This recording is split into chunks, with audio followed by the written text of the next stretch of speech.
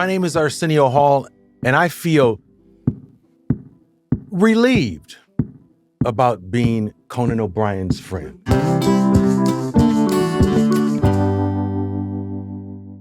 Hey, welcome to Conan O'Brien Needs a Friend. Sona, did you finish your string cheese? I did not. I still have it. Sona, I look over, I'm about to start, and Sona has string cheese hanging out her mouth, and she's shaking her head like, don't go yet, don't go yet.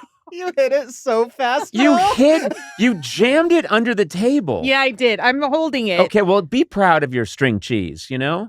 There you go. There we go. Yeah, String how is it? Is it good cheese. string cheese? It is good. Thank you for having it in the fridge. I didn't know we had string cheese. You don't do the grocery shopping? I used to, and then about a week ago, I thought maybe I shouldn't do it anymore. Okay. I would always be rushing out just before guests were here. Al Pacino's almost here. I've got to go to the market. He likes his provolone. The market. The market. That's right. I said the market. That's like where people in a fairy tale go shopping. Papa Bear's down at the market with Goldilocks. Sona, good to see you. Good to see you too, boss. And we're also joined, of course, Matt Gourley is out. He's on paternity leave, and we're very happy for him. But David Hopping's sitting in with us. Hello. Yeah. I'm here. Wow, you light up a room. All right.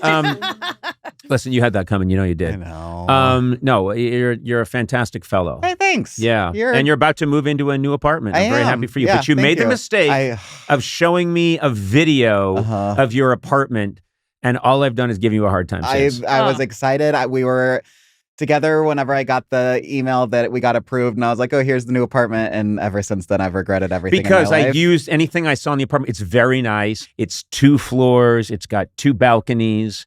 And I started to go after him like, oh, 2 floors, huh? What am I paying you? Oh, God. You've got 2 balconies? I don't have 2 balconies. And so anytime you open up to me as a friend, I quickly use it against you. Yeah. Yes. You know what? I don't want to speak anymore about our trivial matters because I am over the moon about today's guest. Very excited. This is a guy who I have a lot of respect for. I have a lot of respect for him. And we have worked in a similar profession. And we have a lot of things, I think, in common. And I've always heard he's a lovely guy. And I'm so excited that we get to chat. So let's get right into it. My guest today is an actor. He's a comedian. He's a talk show host who now has a new book. And I've read this book, and it's great. It's titled Arsenio, a Memoir. I am just, this isn't a job. This is just a really fun thing I get to do. And I get to chat with him today. Arsenio Hall, welcome.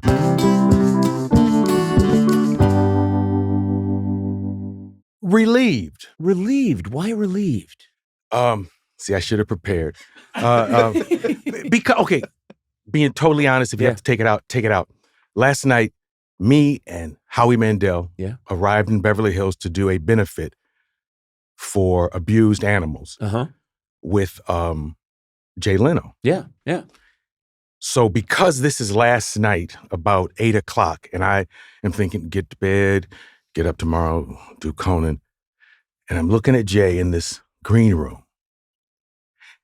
And I don't keep up with all white folks' business. You know, Right. Well, guess what? I do. I only keep up on white folks' business. But I do remember that you all had friction. And, Water under the bridge. Yeah. And you know, Jay is, your friends are laughing. Water under the bridge. But I thought about it, and I'm like, wow, I hope Conan doesn't hate me, you know, because. What? No, because Jay is like a big brother to me. Sure. Yeah. And we fought too, me and Jay. We're like Cain and Abel. We're brothers, but we Which have one almost gets killed? He does. He does. I'm the Then we're better good. fighter. Jesus Christ. No. I honestly, this is going to sound so corny, but I am so happy with my life, and I get to do the things I want to do, and I honestly don't think about any of that stuff. I really don't. White folks' business, I honestly don't know what happened, but I do remember there was something. I was breastfeeding back in that era. We just had a baby. You are a medical miracle. How did you? You're actually lactating right now. Yeah. Listen, I so want you just to be a happy person in the world, because I was telling Adam today that I don't know when I've had a guest. I mean, I filled my book with things I want to talk to you about. I read your book. Your memoir, it's fantastic. Thanks, it's great. Man. I mean, really great. And you have such a unique story, and you're so honest in this book about everything, about how you were feeling. And one of the first things you address in the book is you say, I want to write this book because I want to clear up some misconceptions. And one of the misconceptions about you is there are people out there that think you're a recluse. And you are not a recluse, You might be hanging out with the wrong people, but you're not a recluse. And I'm talking about Howie Mandel. But Arsenio, you wrote this book to sort of tell your story, and it's a crazy story. It's a fantastic story. Yeah, there are a lot of things that I'm sure people will read and say, that couldn't have happened. I mean, he was a magician. Johnny was a magician, so he thought, I'll do blah, blah, blah, blah. He was outside a park after playing basketball with Mark Jackson, and he saw Muhammad Ali doing a magic trick with a Kleenex. Yeah. Sometimes it sounds amazing and hard to believe, but I think I've just been blessed with an incredible life, which is why I was so cool going home after quitting the show and chilling. First of all, you and I both know what these shows take. And then you were dealing with a lot of stuff that I never had to deal with. So I take my experience, which I thought was really difficult. And I love the job as you did, but it's difficult, it's draining, it takes everything you've got. And then I think, okay, but Arsenio is dealing with a whole other layer that I didn't have to deal with. Yeah. I mean, you've got, when you're doing your show, and we'll get there because I want to do a little of your origin story, but I want to get to, it's 1989 and people forget that your show starts in 1989. And even though that sounds like it's the modern era, there's still stuff happening in 1989 where you're getting network notes like, don't say brother so much on the show, Don't go into the audience too much because there are a lot of Black folks in the audience. You're getting notes like that. Yeah. And that is, I think about that calculation, you dealing with that kind of stuff on top of everything that I know about. And I think that's an achievement, to be present for all that and keep your spirits up and do a great job. And my desire was to do the show and put people in the mix that weren't in the mix. When I was a kid, I'd watch The Tonight Show or I don't know, Dinah Shore. You also watched a lot of daytime. You watched Merv Griffin. Oh, yeah. And it really is. And Mike Douglas. And you know what? There's a lot of young people who don't know those people.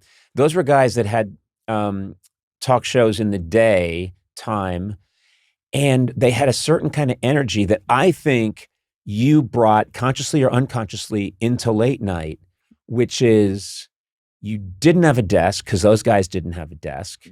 And by the way, when I took over, Joan Rivers had a desk, and my producer, my dream weaver, she made me get rid of it because she came to see me do stand-up one night, and she says, I don't want anything in front of you. Mm-hmm. In case you want to stand up, in case you want to move forward. And it will create who we are. This is Marla Kell Brown, is that right? Mm-hmm. Who you're a really good friend and your producer.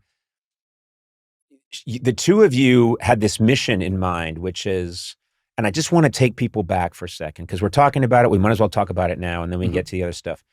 I remember when your show came on, and people can forget how revolutionary that was. You came out and you were doing a show that was completely different from anything that was going on. Yeah. And in all fairness, you talked about daytime energy. Mm-hmm. There was a lot of things that I picked up, things on my hard drive from my childhood. Yeah. There were times when I remember a specific day looking and seeing this new rapper that I knew about, but the public didn't quite know about yet. And his name was Fat Joe. Mm-hmm. And he was with a friend who was on the show that day. And I remember thinking, Ed Sullivan used to have Diana Ross stand up. So the mass public didn't know who he was, but my audience needs to know. Yeah. And that is what I thought my job was. And I was like, I didn't say it like, over there in section B. Yeah. I didn't do it that way, but I said, Right. yo, Fat Joe, stand up, take a bow. And that was from my childhood, seeing Ed Sullivan say, Diana Ross, take a bow. Yeah. It's a horrible Sullivan, but I didn't know that was Sullivan. I know you thought. I thought it was the guy. He's doing Merv again. Yeah. Ooh, Or stand up. someone struggling with a neuromuscular disease. That's what I was getting, and I I've thought had a problem with. This week. but I think the thing that I always really admired about you, and to this day, is that at a time when everyone thought these late night talk shows are this certain kind of thing, you came along and you said, I'm going to do what's right for me, what feels comfortable for me. Now that sounds like an easy thing to do. I remember one of the first times I met Johnny Carson and he gave me advice. He said, just be yourself, until he saw who I was. And he said, have you got anyone else you can be? But it sounds like an easy thing to do. It's one of the hardest things to do in the world. And you came along, and you and your producer Marla, and you're just like, this is what the set's going to look like. There's going to be no desk. We're not doing that. This is going to be a party. This is going to be everything that I've wanted my whole life. Because in your book, you detail that even as a kid, you're pretending to be Johnny Carson. You're pretending to be a talk show host. Oprah would say you manifested this, and you really did. I mean, it's pretty doing incredible. a talk show in my basement. The ghetto of Cleveland. I'm also a magician. That is a recipe for getting your ass whipped every day. Every day you walk to school, you're gonna get your ass beat. Oh, man. Give me a quarter, but do a trick with it first, motherfucker. That was my life. They hit you and 3 pigeons fall out of your sleeve. Absolutely. That's so fantastic. No, we're going to just jump around because that's the kind of interview this is going to be. We're going to jump all over the place, but this is going to be a jazz interview. And everyone loves jazz. That's a good point. You go in with the things that you wanted to do, and you did them right away. You were completely yourself, and it was a phenomenon. I mean, the show it's all anybody was talking about. It was a big hit. And one of the things that people forget, because TV is so different now. It's not even called TV anymore. It's just there's entertainment everywhere on all these different platforms. Back then, it was next to impossible to crack into one of these shows. You do, and you say, I'm going to do this completely my way.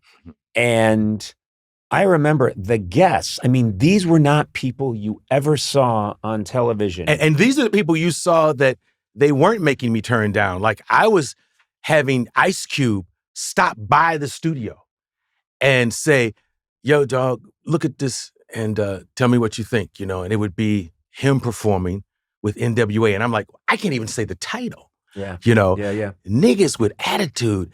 And I went to Paramount. I tried to get them on. So there were people you didn't see because early on. Because you couldn't get them on. Paramount wouldn't let me put NWA on. Eventually, I brought Ice Cube on and Dre on and Easy on separately after they broke up. But in the beginning, Paramount would just say no. After the show took off, I would push harder and say, like I went through the same type of meeting when Ice-T came up with Cop Killer. And I'm like, I want to do Ice-T. And I want to let him explain this whole thing he's going through right now with this album. And they said no, and I said, no, we're doing this one. I stopped letting them say no. Yeah. because I had a little bit of power, and I'm like, I got to do this. Otherwise, I'm Merv. You got to get the power first, you know, and you got the power, and you start to exercise it. And I'm just because this blows my mind. I love the book, but your guests, Muhammad Ali, Jesse Jackson, Miles Davis, Michael Jackson, biggest star, one of the biggest stars in the history of the world.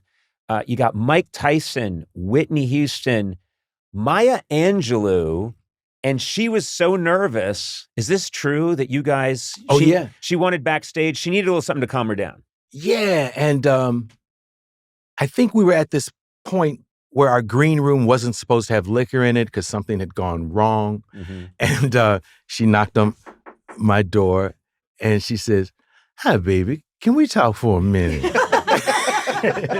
and she comes inside and I offer her a drink of what I have because a talent coordinator had told me, you know, Maya wants just a little toddy to relax her.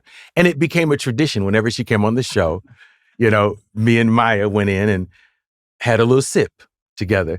It relaxed us. What you had? I'm just curious. It was a brown liquor. I don't remember exactly what it was, but it was probably that stuff in the purple bag.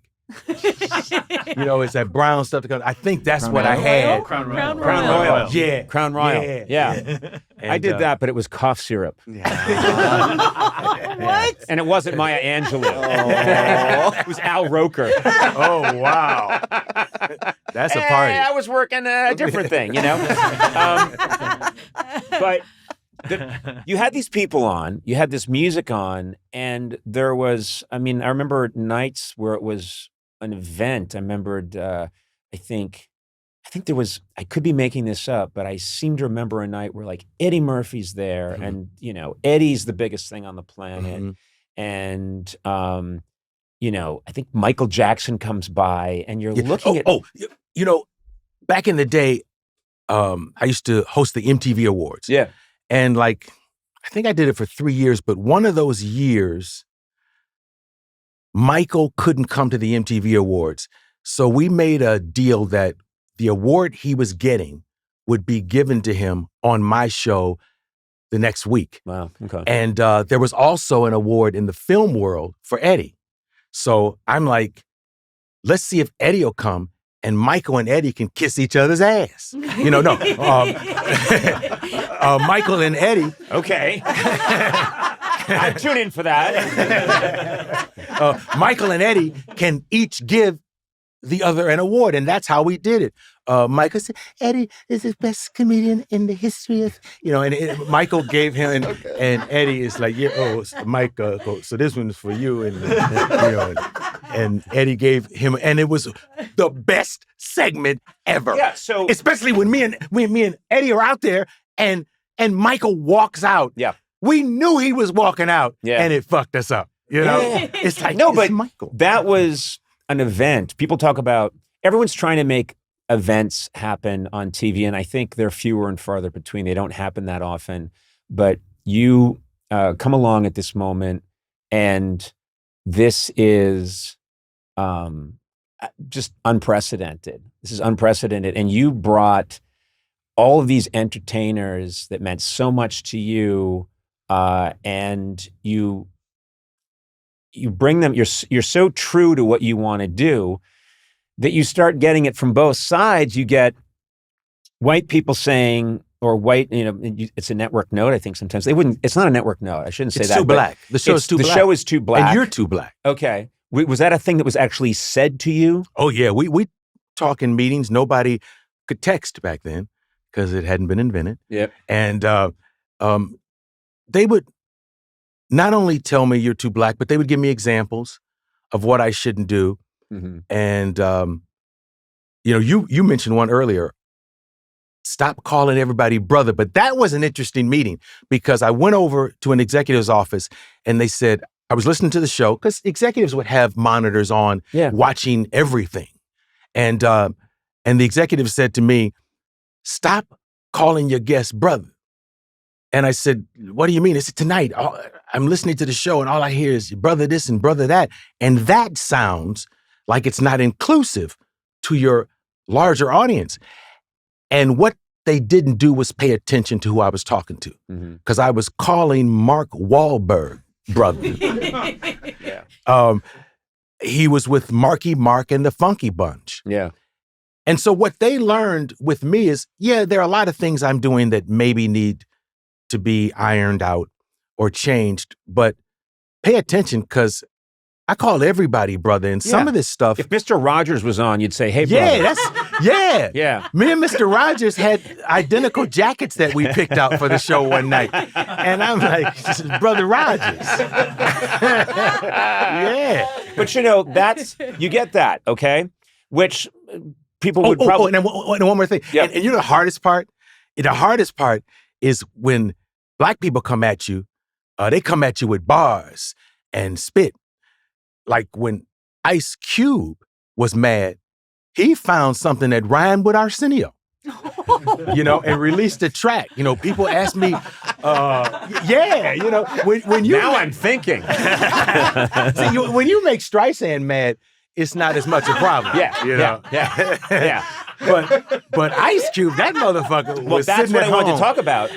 You're getting, you're having. People ask me if I like the bicentennial. I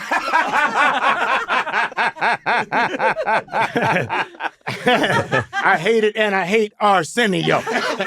It was some shit like that. It wasn't his best rhyme, but that's the point I'm making is that you're getting these notes from white people saying it's too Black, but you're also at the same time getting flack from the Black community saying it's not Black enough. Yeah. And you get some flack from, Spike Lee, and you get some flack from some other people who say this hasn't gone far enough. Or why is Ed Asner on before me?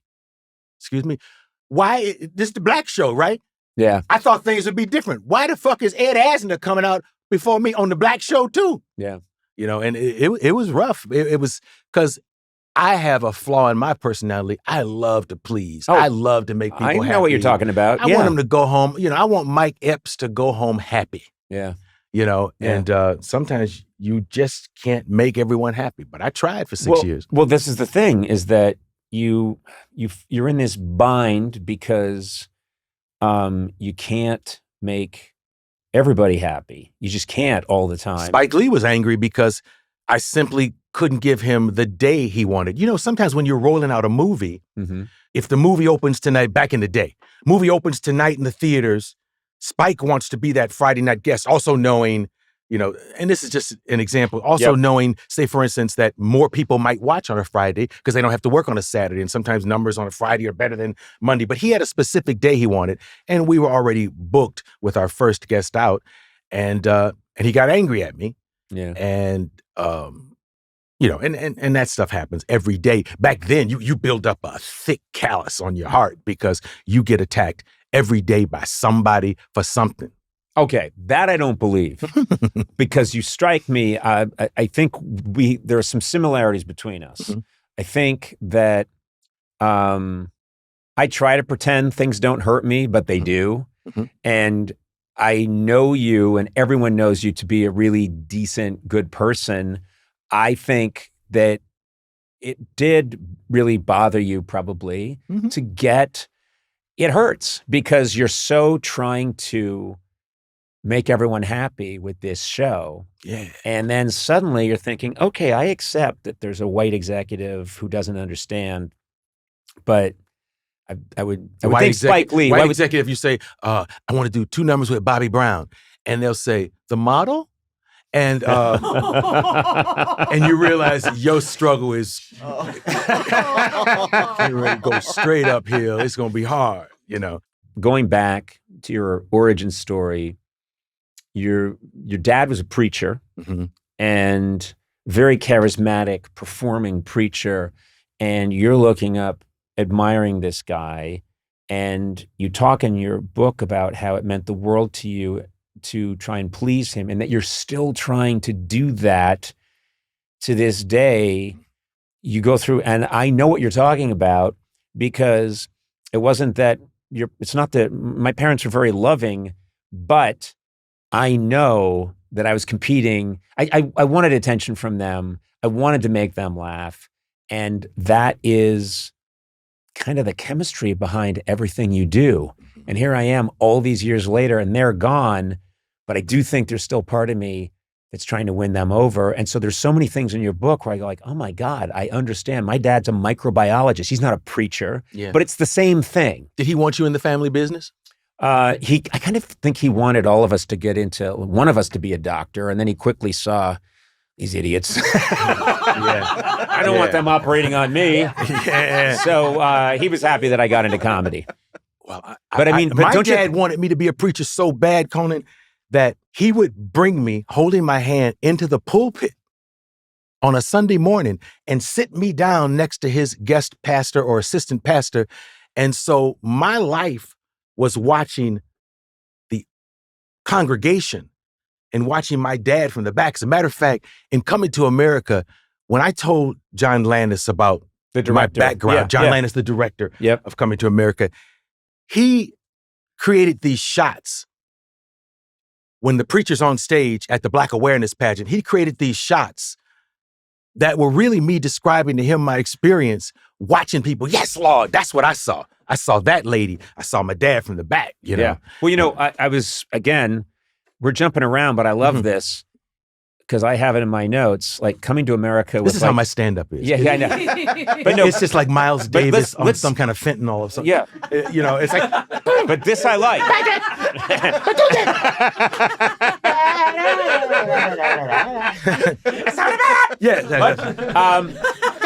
He leaves the stage and then he leans back in. I'm sorry. But no, but this is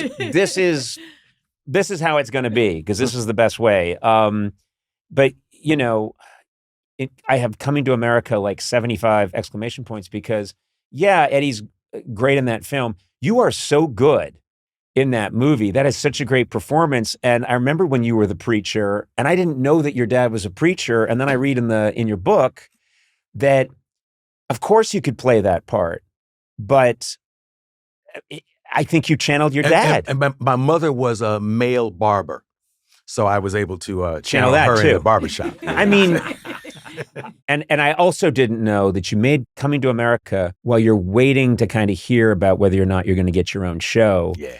And there's this downtime, and that's when you and Eddie, who were friends at the time, and he brought you in, and suddenly you're making this movie together. That's some project before you start your big show. Yeah. And they turned Coming to America down. We went and pitched it at Paramount, and they said, no, thank you. And we were like, give us some notes. What should we do? And they were like, we're not sure, but it's a fish out of water. We've seen this a billion times. And Coming to America at that time didn't have the barbershop. It didn't have the preacher. It didn't have Eddie as the old Jewish man. Yeah. It was a guy named Ned Tannen, I believe, who was running Paramount, who eventually gave us notes, and he said, everybody wants to see Eddie do characters again. Everybody misses SNL. Yeah. How about if the people you meet in America are played by Eddie? And I was sitting there saying, could I get y'all a drink?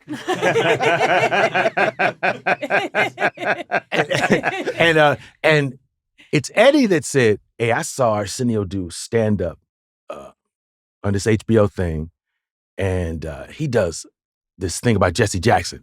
I know he can do a great preacher, and we can come up with some barbers. And Eddie came up with the specific characters, and I just sat there shaking because I'm like, I got to do characters with Eddie Murphy. That's like saying, Chet Jordan. Lock that motherfucker down. Whoa. So I was a nervous wreck. Sure. Going into Coming to America. But you know what? You're great. You're great in it. Thank you. It really holds up. And this I need to explain to people because I don't know if people understand the trajectory because it's really fascinating. There's a whole part of your book I think people should read because it's really lovely about you as a kid. You take up magic. We also have something else in common. I was a different kid, as you can imagine. and you were a different kid. We both had names no one had ever heard before. Yes. So you're Arsenio, I'm Conan. I don't know if you have the same thing, but my dad didn't even know about Conan the Barbarian. That wasn't a big thing when I was growing up. It wasn't like a known thing yet. So people used to get really hung up on my name. And I'm a strange kid with like a giant pompadour. And they're like, what is this Conan guy? And I swear to God, sometimes if they give you a name like that, it makes you become something interesting. It's a weird theory, but you're a one-name celebrity even when you're a kid. You're Arsenio. Yeah. And people must have thought, what the hell is an Arsenio? And yes, because there are no Arsenios anywhere. You know, there never has been an Arsenio. We've done a national manhunt for an Arsenio. I did something like that like a few years ago, and there are like 18 of them now worldwide, and a lot of them were born around when the talk show was on. But back in the day, you in Cleveland, and you at the basketball court in the ghetto of Cleveland, and people are picking up, and it's like, I got Leroy, let me have No Neck, Tyrone, you with us, Arsenio, and you're there in a magician's hat. Let's put it, Arsenio's got in a magician's hat. Yes, and you're like, well, look what I can do. I'm like this motherfucker with a cape dunking on people and shit. You know. And people need to know you were really serious about the magic, and you took the magic pretty far. You were good, and you were getting up on stage, and you were getting on TV shows. Getting on TV shows as a magician. I mean, people don't know that you were the real deal magician. They flew me to New York the first time I ever left Cleveland. They flew me to New York to do a PBS show, and I did my Vanishing Candelabra, which was something I'd never done on television. I mean, it just so you're that guy, and then at one point someone sees you do your act, and you, of course, funny is in your bones. You were being funny in between.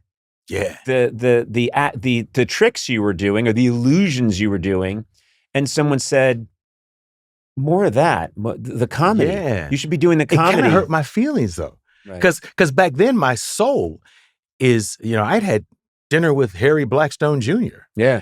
My soul was that of a magician.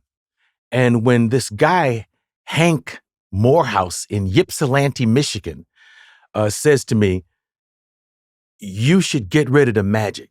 And do you know what a stand-up comic is? You should be a stand-up comic. Because I would take tricks. Like I had a trick where you tie two handkerchiefs together. We call them silks. Mm-hmm. And I put the handkerchiefs in your shirt. And then I'd take another silk, which, by the way, this became what Ali was doing in front of the playground. When you saw him, you saw him. So I do this. This silk disappears. Mm-hmm. And it appears between the two that are put down here in your shirt. But what I would do is I would do the trick twice. The first time I'd get a lady from the audience, I'd put the two silks in her shirt. And when I first pull them out, her bra comes out in between the two silks. And I'm 10. Yeah, you're 10. So let me get this straight. You were canceled at 10. Yeah. Wow, that's hard to do. And now you can't even touch a lady's. No. Collar, So this guy was saying, "You're making adults laugh," and I remember, and then I do the trick again. And I make it happen correctly. Right. The silk appears in the middle, and I remember Tony Lipford, a little girl who lived in my building, when I went to New York to do this and went to Coland, Michigan to do the convention, she would let me use this training bra. And it was important because my mother's bra and all my aunt's bras, they were like parachutes. They were huge. I had, my Aunt Mabel, she never had a bank account. My Aunt Mabel,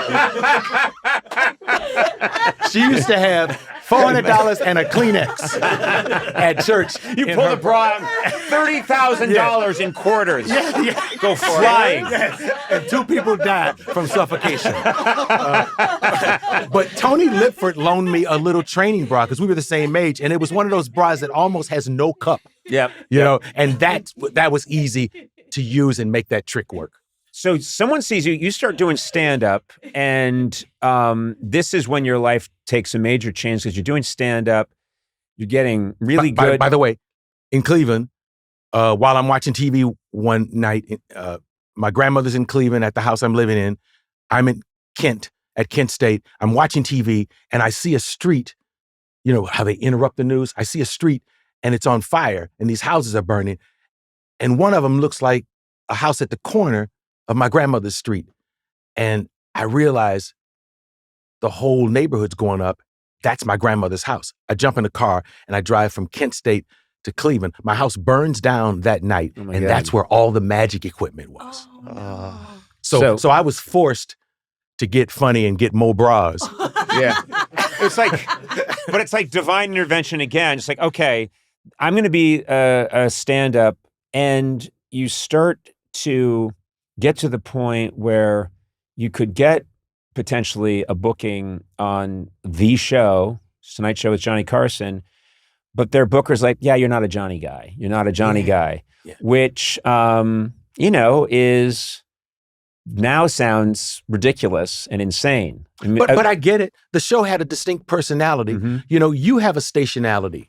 I wasn't surprised when I saw Dion Cole on your show. You have a stationality that's very specific to your brand of humor and your demographic and everything. And for me, I got that Bobby Kelton and August Hamilton, those were Johnny guys. Those are the gatekeepers. Yeah. Of the Tonight Show. Yeah, and Johnny liked them.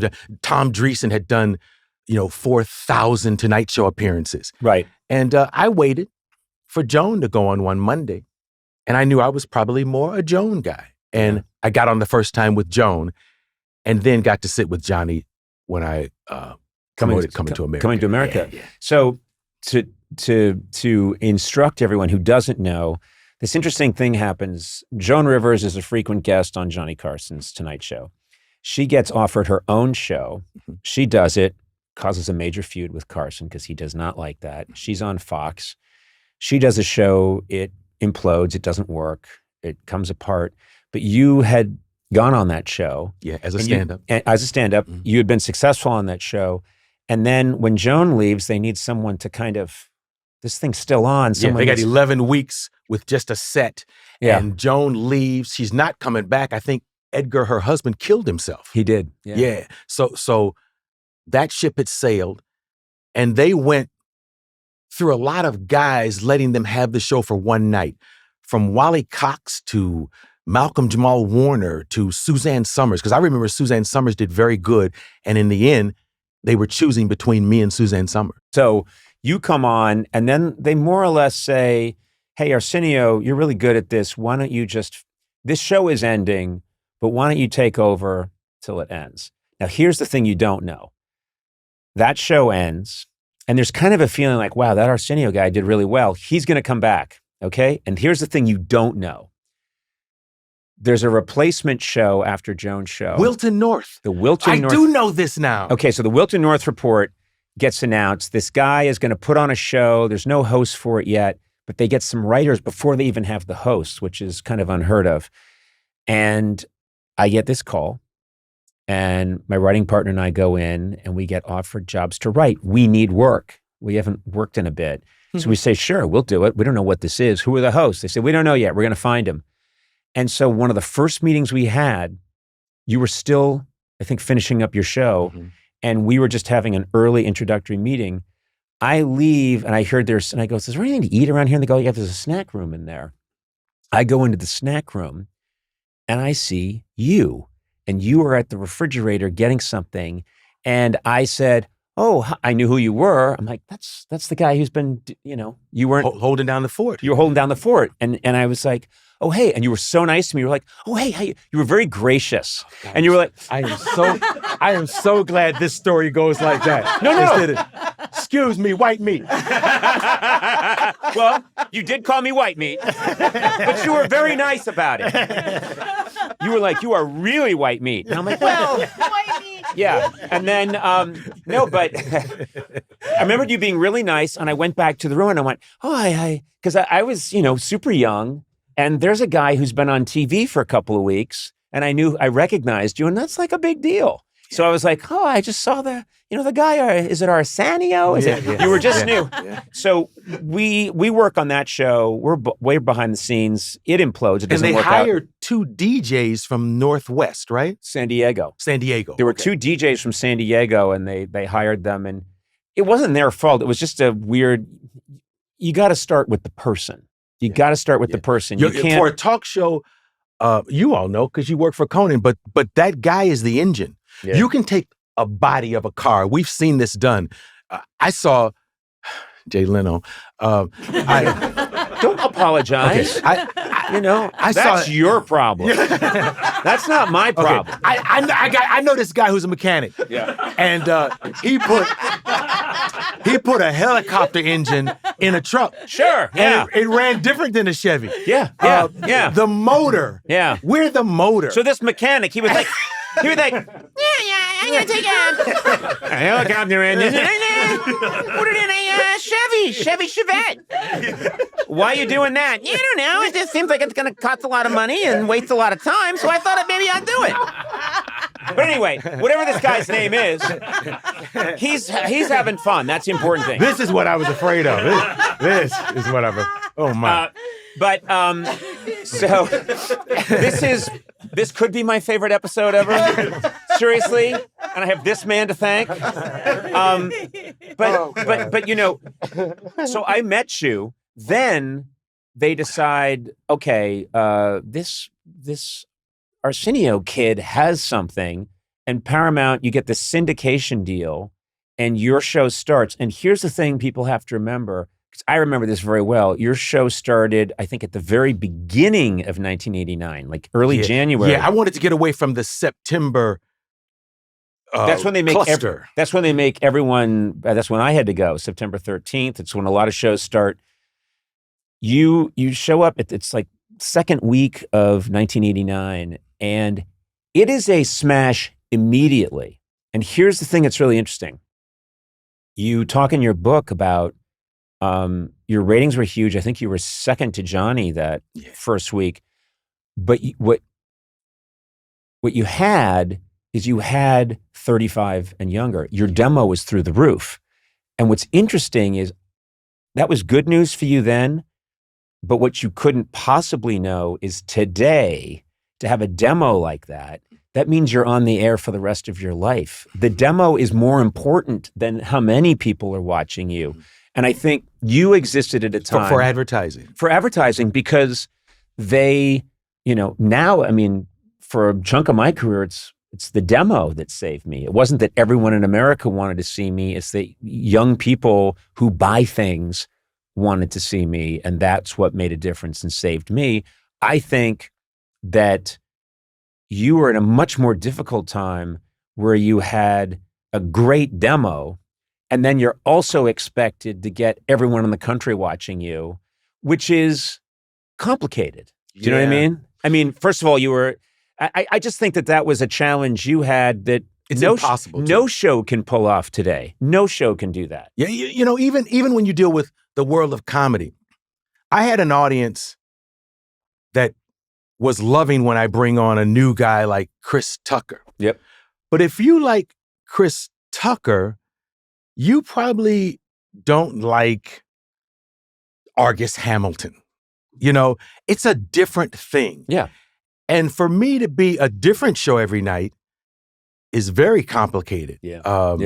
It was tough to balance. And they were telling me, especially around the time when Johnny was about to leave, they were telling me, if you do the right show, you can inherit the king's kingdom. Right. They'll come here when Johnny leaves because we don't even know what they're going to do and who they're going to replace him with. That was all a mystery. So they were really pressing me at that time to, because like I would get a call from Michael Bivins of New Edition. Yeah. And Michael Bivins would say, I just signed 4 guys out of Philly called Boys to Men. And I'm not finished with the album yet, but I would love to tell them that when we finish, they're coming on your show and it'll inspire them and everything. I said, even better than that, Mike, bring them next week. And I've always wanted to put the Temptations on because I used to tour with them and they were my heroes. Yeah. I want to put Boys to Men and the Temptations all together. Like I want to have 40 niggas doing choreography, you know? And so let's have the Temptations and Boys to Men. And it's a beautiful line of men performing the old, the new. Yeah. Boys to Men's idol, my idols and stuff like that. Paramount was like, you're not going to get Johnny's audience doing this. Right. You know, and so they wanted me to change my persona. I remember one time them saying, could you get rid of the earrings? You know, but that happened. And by the way, that's not a black thing. I've seen producers tell Howie Mandel to take off his earrings, you know, or make them smaller or whatever. That's just what they think the culture in America wants to see. Yeah. And I would have like a nice jacket, but my jeans would be ripped, you know? Yeah. And they were like, there's no reason to have your jeans ripped. You know, one time I carved Adidas stripes in the side of my head because that was happening then. Not for y'all, but you know? Yeah, David, what did you have carved into the side of your head? Yeah. The lyrics from Frozen? Something like that. Just like, let it go, let it go. Let it go around his head. Yeah. That's hilarious. It's just really cool. He was in a different culture. I was in the Midwest. But you can imagine when you do something like that, they're like, yo. No. But here's the thing. They forget that, you know, this idea that you have to get everybody into the tent is incorrect. If you want to be ruthlessly yourself, which you understood, and it's always been my credo, you got to do your thing. And if it doesn't work for you or if it doesn't feel authentic, it's your job not to do it.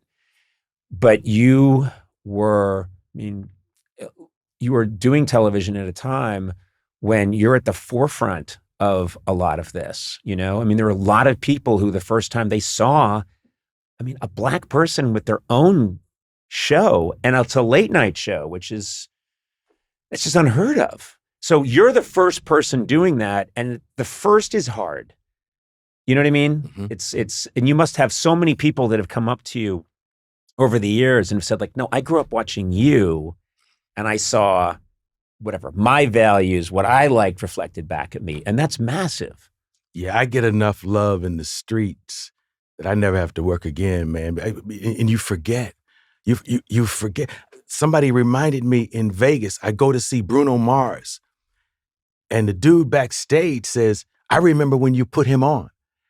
And I forget things like that. Bruno Mars was like an embryo. You know, they were. He was born on your show. Yeah. You delivered him. Oh, he was performing and slipped in some placenta when he did this one. But you know what? He made it look cool. Oh yeah, he slid all the way across the stage. Yes, that Bruno. But you know, his dad and the people around him were kind of secretive about his actual age. But I think he was like 5. Mm-hmm. You know, and I still have people come up and say, dude, and the cool thing also is they're not always black. Sometimes it's a white dude who's a lawyer who says, we used to stay in and watch you, then we'd go out on a Saturday night back east. You know? Well, here's the thing you knew. You knew instinctively, human beings can pick up on something that's real and authentic. Mm-hmm. And what you did know, because I can't pretend like, oh, this is my life reflected back at me watching, Arsenio. What I could tell is something authentic and new is happening here. And that has nothing to do with race. That has nothing to do with, this is just someone who knows what he wants to do and has a vision and is expressing himself and bringing all these different people in. And it wasn't just, you have people like Prince, you have all these incredible performers come on who weren't doing other shows, but Madonna is coming on. People that don't do these shows are showing up on Robert your De program. Niro. Robert De Niro, that was his first talk show. Yeah. I knew I could get him, though, because I had a lot of black women on the staff. You know? Well, and I said, if he's going to do a show, it's going to be this show. I got a lot of sisters named Tukey on the staff. You know? And at the same time, while I love Tukey. Hey, where's my Tukey? Where's Tukey? At the same time, while this is going on and I'm experiencing this life, I'm leaving the lot, and there are other people on the lot like Ted Danson doing Cheers or Mary Hart doing Entertainment Tonight. I leave the lot one night and the guards ask if they can search my car because some instruments from my show, Stage 29, the posse, the band, some instruments have been stolen. And we're supposed to search all the cars leaving the lot tonight. And of course, that's when I become black. That's when I get too black because you were the host of the most successful show. Right. And don't get me wrong, I'm sure Mike Douglas steals, from time to time when he was here on Earth. But it was just, sometimes you're going through stuff and that's the straw that broke the camel's back in a moment. And I did things that I should not have done. But I was like, you're not searching my motherfucking car. Did you search Ted Danson's car? You're not searching my fucking car. Yeah.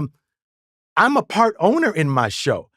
And the instruments that were stolen, that's money out of my pocket, motherfucker. I don't steal my own shit.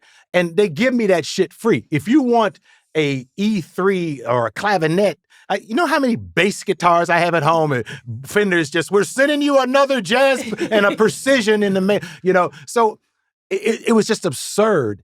And me and this guy that I was rolling with, we break the gate. The gate that goes up and down. Yeah. We broke that motherfucker off. Those are not very strong, those gates. They need I think everyone's on your side on this gate breaking thing. But yeah, so I got in a lot of trouble for the problems at the gate that night. But I was just you got it. That's insane. Yeah, but Lucy Sohaney called me the next day and she's like, come over and let's talk about what happened at the gate last night. But I was pissed and I didn't handle it right. And if a young comic asked me for advice, I'd say, don't get into it with the guards and don't break the gate off if they say you can't leave. But I was like, you gonna hold me? You're not. It's not gonna happen. You're not searching my car and you're not keeping me here. I thought it was amazing doing your show and the LA riots start. Mm. And I lived in LA then, and it was, I think I was working on The Simpsons when the LA riot, I was working on The Simpsons and we're on the second floor working on The Simpsons and we can tell things are, it's just the and air. Where was the office? We were on the Fox lot. Yeah. Because you could go on the roof of some of those buildings and see smoke from South Central. That's what happened is we started to hear, we heard about the verdict. We hear that there's violence breaking out. And of course, whoever was running the show at the time was like, well, we got to get this, what does Marge say next? We don't know what Marge says next. And some of us are thinking, can we just go check the TV? Hold on. Let's just, does Homer speak here? I think it should be Marge's line. And then someone went out to get like a cup of water or something and was standing on the balcony and saw just all this smoke. Yeah. No, at some point, we're all watching TV and we see Reginald Denny dragged out of a concrete truck. He's dragged out of a truck and hit over the head. Cinder blocks, yeah. Yeah. And it was, so I jumped in my car at The Simpsons and I drive back to my apartment because the guy said, let's figure out that Marge line later. Everybody go home. And so it was a very strange, upsetting, obviously, time. And you were advised, well, you can't do your show. Yeah. And you said, I'm doing my show. And you had very strong reasons for why you thought it's important for me to do my show right now, which were... But yet, by the way, as an EP, I understood where they were coming from. They were talking about insurance. Mm-hmm. They were talking about somebody getting hurt. I got what they were saying, but I also got that this ain't the time to shut up and dribble. Yeah. This is a time for an entertainer to use his vehicle in some way. And I understood at that point, I thought maybe this is the night I book somebody like Farrakhan, or I got to book somebody that can reach the brothers out in the street, because I think we're about to tear up our own neighborhoods. Yeah. And obviously, everybody thought that would distract from what I'm trying to do and what's going on, and it would be bigger than the riots. And I said, oh, yeah, no, I get that. And so we got Tom Bradley, Sean Penn popped by, Sinbad, everybody. And then I invited 200 members of First AME, my church. So I put my church, they signed waivers, and everybody sat in the audience, and we did the show that night. Yeah, which amazing. A billion things are going through my mind, because I also remember Tom Bradley. Sean Penn brought a guy with him, and Paramount sent a lawyer out to say, the guy with Sean Penn, we can't talk to him, so don't go over there. And to this day, I had so much on my mind.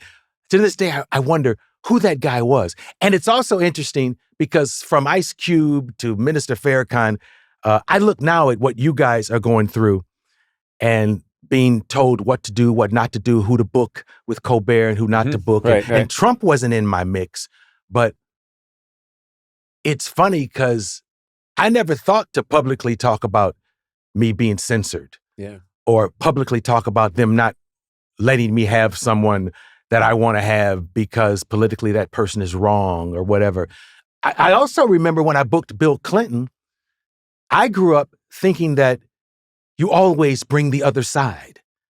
And I thought that was a law, but I guess it's changed or it's vacillated a little bit these days. But I remember putting an offer out to Mr. Bush. Yeah. Because I wanted both of them. But he can't play saxophone. He can't play saxophone. I mean, talk about another thing. That's in history books. Bill Clinton with the Ray-Bans playing saxophone. My Ray-Bans and my tie. Yeah. Yeah. On your show, that hadn't happened. I mean, all these things were happening that were, I think, resonating, throughout the country. I mean, that's a moment that's going to endure. And the thing I'm thinking about is your instinct about have the other side. I think you had this idea of let's open up the house, invite everybody in, and see what happens. Mm-hmm. And if you lead with goodwill, and because you were always about goodwill. If we lead with goodwill and we get everyone together in a room, I don't have to agree with everybody, but this is going to be interesting. Yeah. And to me, that's a nice sentiment. And sometimes now people get so locked into being angry about everything that we're not inviting the other people in. Yeah, I remember having the first openly gay stand-up comic on, a young lady named Leah Delaria, who went on to do Orange is the New Black. She's great. She's terrific. She walked out and she said, I'm a big dyke. And I'm like, whoa, I know Paramount will be over later after the show to talk to me. They're no longer worried about the gate. Yeah. Forget the gate. What the hell was that? Yeah, it was.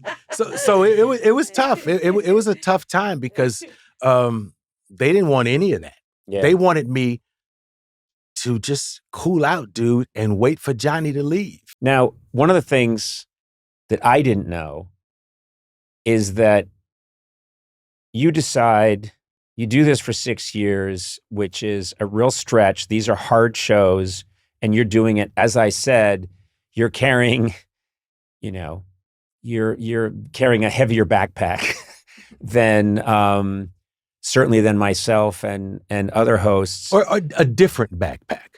Because I also don't like to put myself in a position where, it's tougher for me. Everybody has some burden to bear. Okay, that's fair.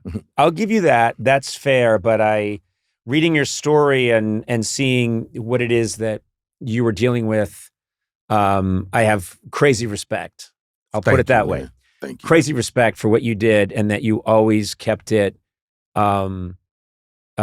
like I say, the emphasis on goodwill and let's try it. That spirit of let's get Boys to Men and the Temptations and see what happens. That's a beautiful thing. What I didn't know is that you start to burn out. You're like, I think I've got to stop doing this. I've got to stop doing this. I need to put this down. And you go to Paramount and you write them a letter and you say, I'm going to leave. And they say, okay, well, don't say anything about it yet. And they sit on the letter. And they tell you, you can't tell anybody. Right. So you keep doing your job, but you have every intention of leaving. And then they announce that they're ending it, which is I don't have another word. It's just a shitty thing to do. I don't think they realize how important truth is in the long run. In that moment, it's like, we beat you. But they don't realize I'm a human being. I'm a person with a legacy. And I want to inspire people to know, not just Black kids, but to know, dream and you can win. And I want my story to reflect the truth of what that journey was like and what that ending was like. I've seen 2 books. My son is involved with a bookstore in Lamert Park. And, I raised him right.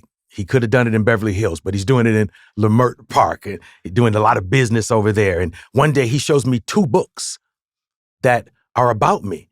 And it's one of the times when I said, I got to write a book. I just didn't know how to go about it because I realized I don't even know these books exist or who these authors are. We tried to search one of the authors and it's not even a real name. It was written under an alias. And I'm like, she didn't even want me to know she was telling this stuff about me, So I really wanted to leave a book on this earth that I wrote about me. And it's really important for people to know that you were like, this now needs to end and I want to end it and go out on my note. And I put the letter in the book. It's there. Yeah, remember when you used to fax things and it was on that kind of paper that like a cocaine dollar bill rolls back up after. Remember that paper? Do I know? Do I know? And it was that kind of that old horrible paper, and it doesn't last well. And that creates a misconception that because you very publicly disagreed with a lot of the things that Farrakhan was saying, and rightfully so, but you wanted to confront him about those things and talk about it. And of course, that got everybody freaked out. And so there was this perception that Paramount was saying, because you talked to Farrakhan, your show has to go, when you had sent them a letter long before saying, I'm ending this show. Yeah. And they told me, they said, let's get together with a publicist. Let's decide the way to position this and how to send out. Back then, we would send out a press release. Now you tweet. I don't know, yeah, or you do Snapchat so they don't have it next month. I didn't quit. What the fuck y'all talking about? Show me. Yeah. Show me where I quit. I want receipts. But yeah. So they kind of fucked me over. It was like a relationship that's how these things tend to end. I have to tell you, these talk shows. Yeah, they tend to end that way. You've kind of been through yours with the network. But yeah, you go through this stuff, and then they have more power and more ink than us, so they're always But then you realize that, I think like you, I've always tried to take the attitude. I was really lucky. Just very lucky person that easily could not have come my way. And I think I'm a hard worker and I think I have some ability, but mostly it's a lot of luck. And people need to hear that. Yeah. And it's not just talent. Yeah. I saw Prince get booed when he first hit. I think he was opening for the Rolling Stones. Nobody had more talent than Prince, but it's luck and timing that goes with that talent. I know a lot of talented people, funny people, great musicians, that are struggling. Yeah, and trust me, I've made it a life's mission to say you can maximize your chance of getting luck by working really hard and by being a pleasant person to work with. But this book also makes it clear that you were working so hard and you had all these different arcs before we got to know you, And I mean, I didn't know anything about the magician stuff. It made me wanted to cancel this book. You know what I love too that's in the book? The time that you're outside a comedy club and you don't know Eddie Murphy that long. You guys are and you're like hanging out by a parking meter outside the comedy club. Hadn't met him at all. Hadn't met him at all. Yeah. And Keenan Waynes is going to introduce us. Yeah. And you're chatting with him and you confess to him that you were spent a lot of your career as a magician, and then he confesses to you that he was a ventriloquist. Yes. And here's another crazy part. I talk about this in the book. There's a night, and you'll relate to this. This is just for me and you right here. Yeah. You ever ask the guest that question, and they've decided that what their pre-interview had in it, or whatever their publicist told you, they don't want to talk about that? Yep. So I say to my friend, because I know this is a great area. Yeah. And I know that he, at home, I know we've smoked a joint at some point, and he's done Senior Winces. Yeah. I know I've seen the shit. Yeah, sure he has. Right? Yeah. And that shit is funny. And this guy could afford a dummy. Yeah. But instead, a little lipstick right here. And so I say to him, and I know I can lay back because this is going to be 2 minutes. And I say, so you were a ventriloquist? And that motherfucker says, no. Yes. And moves on. Yeah. But you were a magician. Yeah. And we go from there. And I couldn't believe he bagged me like that, but he didn't want to do that shit. Yeah. He didn't want to talk about me. But recently, I've kind of been exonerated from the House of Lies because he did a documentary recently. Yes, that's right. Yeah, and in the documentary, motherfucker decides to tell the truth. But their law on TV, in that moment, he left you hanging. Oh, man. And you have no idea. I didn't feel exonerated until recently when he's on his little documentary. Yep. And he's got a Richard Pryor and a Bill Cosby ventriloquist dummy. And it's this is the way and his I don't know why this motherfucker put people to sleep like and he's doing this. And I'm like, yes, I told you, motherfucker, he was a ventriloquist, lying bastard. That's when you're yelling at your TV at 3 a.m.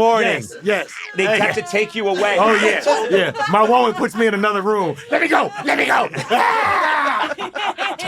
This is just insane. We gotta do a part 2 sometime. We really do. Yes. How long have we been in here? Hour and 5 minutes. Hour and 5 minutes. This is much more than we do. It's usually like 40 I wish minutes. my stand-up would go like that. Yeah, but you know what? We just gotta do a part 2 sometime. I just want to make sure you got to get this book, Arsenio, a memoir, because it's beautiful. It's really funny. It's an incredible story. And even if they don't read, get the book. Get the book because you can if you've got a table that's uneven in your home. Yes. Yeah. Or the microwave, you want it to sit on something sturdy. Or I hate to quote other comics because sometimes that can be perceived as stealing. Mm-hmm. But I love Chris Rock's take on books. Uh-huh. It's like, hide your money because that's the last place a nigga gonna look. So get the book and put something in it to hide. Yeah. It is. I was so excited today for you to come in, and I'll tell you this too.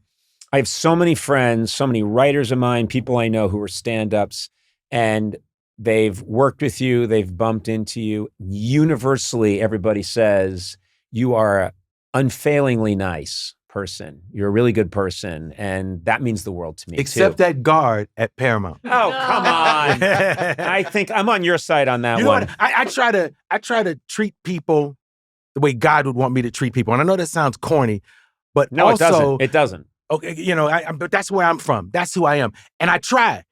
I've fallen short in my life many times, but when I came up, nobody says good things about Cosby anymore, but I remember a time when you could pop by Cosby's dressing room in Atlantic City or in Vegas, and I've had Jerry Seinfeld agree with this. He would sit and talk to you for 4 hours, give you advice. We'd have conversations. Richard Pryor, I remember one time I opened for Chaka Khan at the Universal Amphitheater. And I was so proud to tell Richard I got a gig, and we're at the Comedy Store. Richard's working on his special. And he says, I'd like to come to that. And I say, really? I can leave you tickets. And I leave him and his guy, Rashawn, his body man, 2 tickets. And Richard comes early and watches me. And then when Chaka comes on stage, once you get started, Richard gets up and comes in back. And I know he loved Chaka Khan on a couple levels, not just music. But he's a Renaissance man. He's a Renaissance man. And a coxman. And and he loved him some Chaka, but he came backstage to tell me, you did a great job. That was wonderful. And that's the greatest moment of my life. Sure. That Richard took the time to come to the amphitheater and then got up and came backstage after the opening act left the stage. So I try to treat young comics and young entertainers that I meet the way the legends taught me, the way the legends treated me. I remember having Quincy Jones come to watch me at the Roxy. The next day he calls me, has me come to the studio, and I sit with him while he masters something called Off the Wall. Oh, wow. That we didn't even know. And he's like, listen to this. This is Sheila E. hitting different soda bottles with different levels of water in it. And it makes different noise. And it's ding, ding, ding, ding, ding, ding, ding, ding. And he just plays that part. And I think it was the beginning to Don't Stop Till You Get It. But sitting there, and he said, yeah, man, Michael coming back, man. He coming back hard. And then he played a song. He says, you're from Ohio, right? This is the first time I've ever met him. You're from Ohio, right? And I'm like, yeah, John Levy told me you're from Ohio. Let me play you something else. He plays a song called Find 100 Ways. Mm-hmm. And he says, this is just a scratch track by a guy who's letting me hear how it can sound. And I said, what's his name? He said, his name is James Ingram. He's from Ohio. He's from where you from. And I'm saying, let him sing it. And he says, yeah, this is my first day with the demo. And he puts on his album, Find 100 Ways and Just Once, and allows the guy on the scratch track, the demo, James Ingram, to sing it. And James becomes a huge star. Those kind of moments are incredible blessings. And all I can do, in fairness, is try to return them every time I get the opportunity with a young man or young woman. I always hear you do that. You do that relentlessly and with great kindness. And Arsenio, we're going to have to do a part 2 at some point because there's so much more to talk about. There really is. You've got so many great stories. And one day, like they say in our business, we get off script. This was not a script. This was me loving the book and then talking to you about it. I appreciate it. And being really excited that you're here and fanboying a lot. So that's me being me. I'm a fan. You remember I came up to you. Were you outside the Four Seasons Hotel? Yes, I was and you waiting. came up to me and I was like, Arsenio walked up to me. Yeah. It was so nice to me. Yeah. And I'm always that way. You're above the crowd wherever you are. There's a lot of little guys with uniforms running around. And I'm like, look at Conan above all the uniforms. How are you? So I didn't realize you were that tall. No one does. Yeah. I have the personality of a very small man. Yeah. But in the paint. Yeah. Oh, yeah. The paint. Arsenio, please come back, okay? Because people are going to love this episode, and we got to keep it going. Thank you, man. Thanks for letting me come. Are you kidding? Thank you all. He He looks like one of the New Kids on the Block. Eduardo. Sona. Who do I look like? Which one? Oh, there's a dude in New Kids on the Block who look like you. I'll take that. My Joey? sisters loved New Kids on the Block. So Yeah. I'll take that. You look like his son because he's probably 50. I think he's 80. Yes. But you look like the son of one of Mark Wahlberg's guys. Anyway, but I hope we're off the air at this Donnie? point.